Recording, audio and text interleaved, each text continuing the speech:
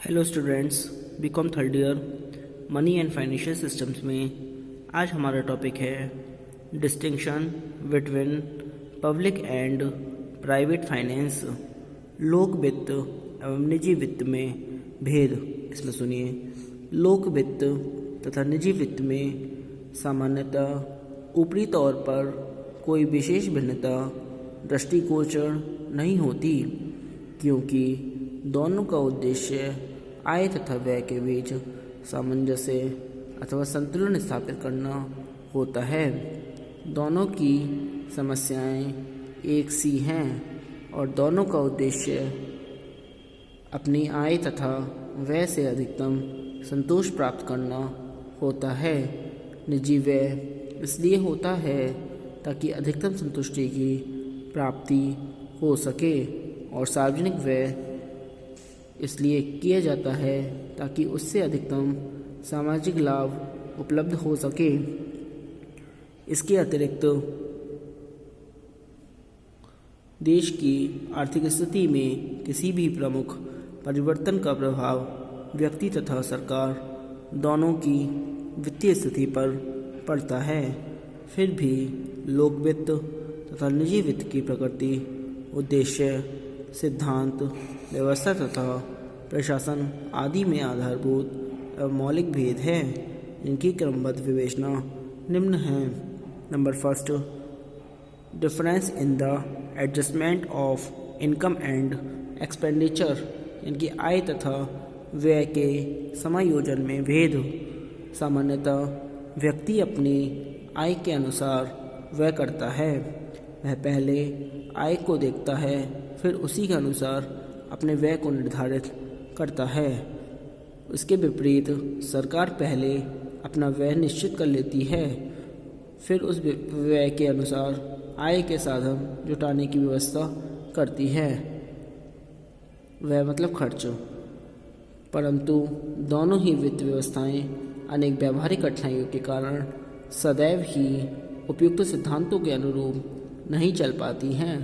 कभी कभी व्यक्ति को कुछ विशेष अवसरों पर अपनी आय से अधिक व्यय करना पड़ता है, जैसे विवाह, त्योहारों एवं अन्य सामाजिक उत्सवों के अवसर पर व्यक्ति का व्यय बढ़ जाने पर वह अतिरिक्त कार्य करके, आराम का त्याग कर, कठिन परिश्रम करके अपनी आय को बढ़ाने के लिए प्रयास करता है।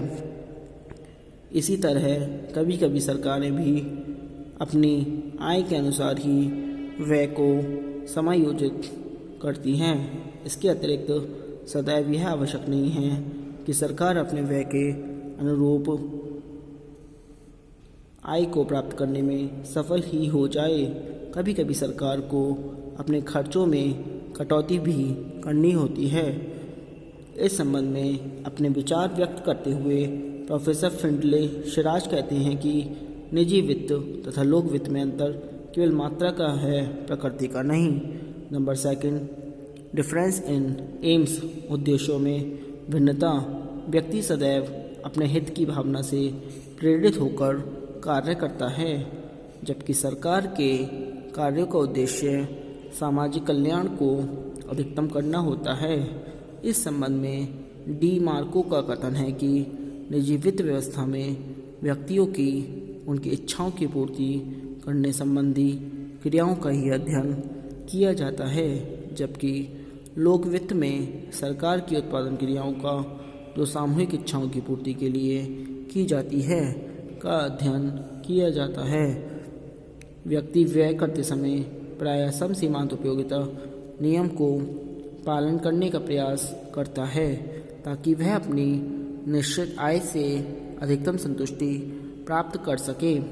परंतु सरकार के लिए ऐसा कर पाना संभव नहीं हो पाता, क्योंकि सरकार को अधिकांशतः अपना व्यय राजनीतिक आधार पर करना पड़ता है, भले ही उससे मिलने वाली उपयोगिता कितनी ही कम क्यों न हो।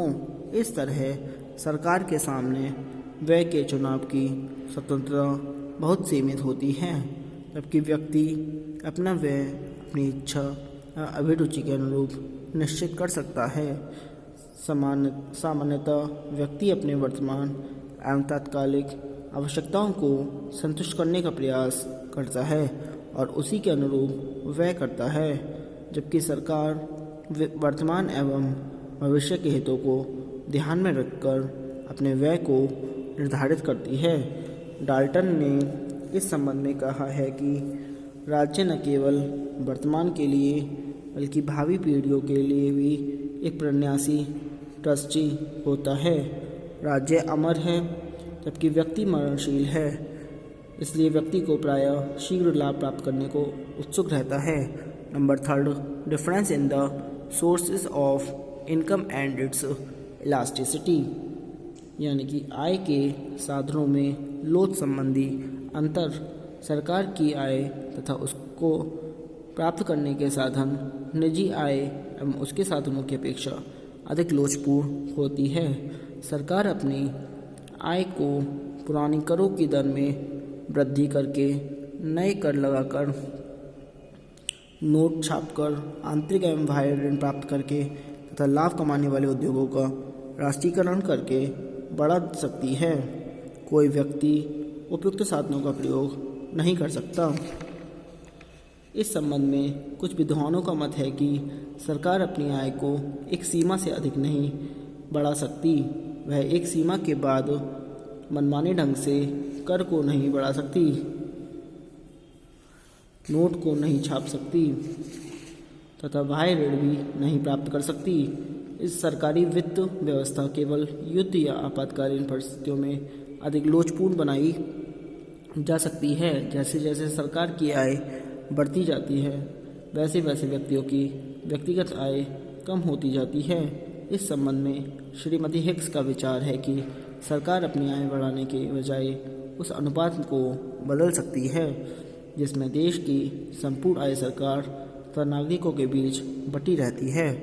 Number 4, difference in the nature of budget, budget की प्रकृति में अंतर। एक व्यक्ति के बजट का अतिरेक होना उस व्यक्ति की कुशलता एवं दूरदर्शिता का प्रमाण समझा जाता है, जबकि सरकार के बजट में अतिरेक का होना वित्त मंत्री की अकुशलता को प्रदर्शित करता है। सरकार के अतिरेक बजट का अर्थ है उच्च स्तरीय कराधान तथा निम्न स्तरीय व्यय। ये स्थितियाँ एक जनहितकारी सरकार के लिए उचित नहीं समझी जाती हैं। जहाँ अधिक कर देना देश की जनता के लिए कष्टकारी होता है, वहीं सरकार द्वारा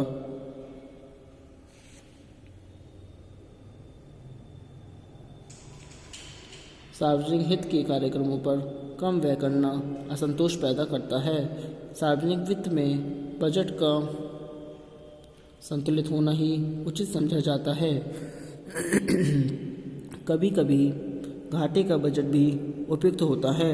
इस संबंध में फिंडलिश राज का कथन है, यदि किसी सरकार का बजट अतिरेक बतलाता है तो इससे देश के वित्त मंत्री की अकुशलता का परिचय मिलता है। सरकारी बजट का संतुलित होना ही उचित समझा जाता है और कभी कभी घाटे का बजट बनाना भी युक्तिपूर्वक होता है। नंबर 5, डिफरेंस इन सीक्रेसी, यानी कि गोपनीयता का अंतर। प्रत्येक व्यक्ति अपनी आय तथा व्यय संबंधी बातों का विवरण अन्य लोगों पर प्रकट नहीं करना चाहता और उसे गुप्त रखने का प्रयास करता है। इसके विपरीत सरकारी बजट में पूर्ण रूपेण पारदर्शिता रहती है। सरकार अपने बजट को समाचार पत्रों एवं अन्य प्रचार माध्यमों के द्वारा प्रसारित करती है ताकि जनता उसके बारे में भली भांति जान सके तथा टीका टिप्पणी कर सके। Number 6, difference in the period of time, अवधि में अंतर। सरकार एक निश्चित अवधि,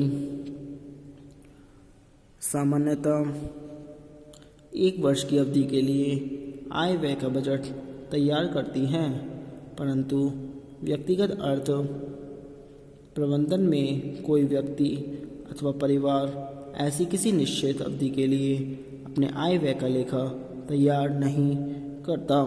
सरकार की योजनाएं अत्यधिक विस्तृत होती हैं, जबकि व्यक्ति की योजनाएं बहुत लघु स्तर की होती हैं। Number 7, state is more powerful, राज्य का अपेक्षाकृत अधिक प्रभुत्व।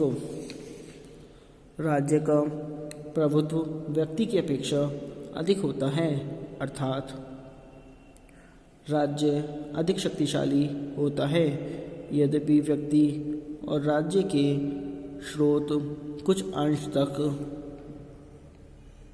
जैसे है, यथा दोनों ही अपनी आय प्राप्त कर सकते हैं, दोनों ही दूसरों से दान ले सकते हैं और दोनों ही ऋण ले सकते हैं, फिर भी राज्य शक्तिशाली होने के कारण व्यक्तियों की संपत्ति पर अपना अधिकार जमा सकता है और आवश्यकता पड़ने पर उसको हड़प भी सकता है, परंतु एक व्यक्ति किसी दूसरे व्यक्ति की संपत्ति को हड़प नहीं सकता है।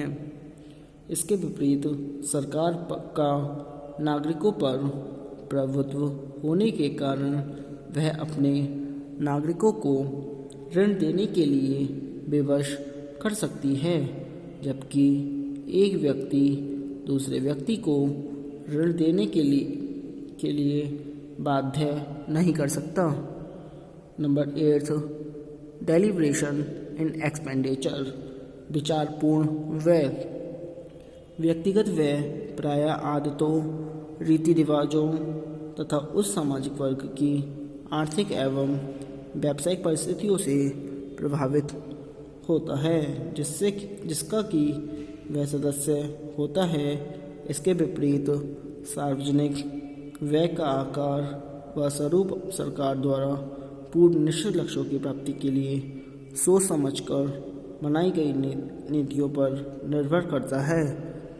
इस प्रकार लोक वित्त एवं निजी वित्त व्यवस्था में अनेक अंतर पाए जाते हैं, परंतु कुछ विद्वानों का मत है कि दोनों में कोई मौलिक अंतर नहीं है।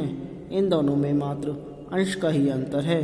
यदि अंतर है तो मात्र इतना कि एक का संबंध केंद्र, राज्य तथा स्थानीय निकायों के आय व्यय से है, तो दूसरे का संबंध निजी व्यक्तियों तथा परिवारों के आय व्यय से है। Thank you very much.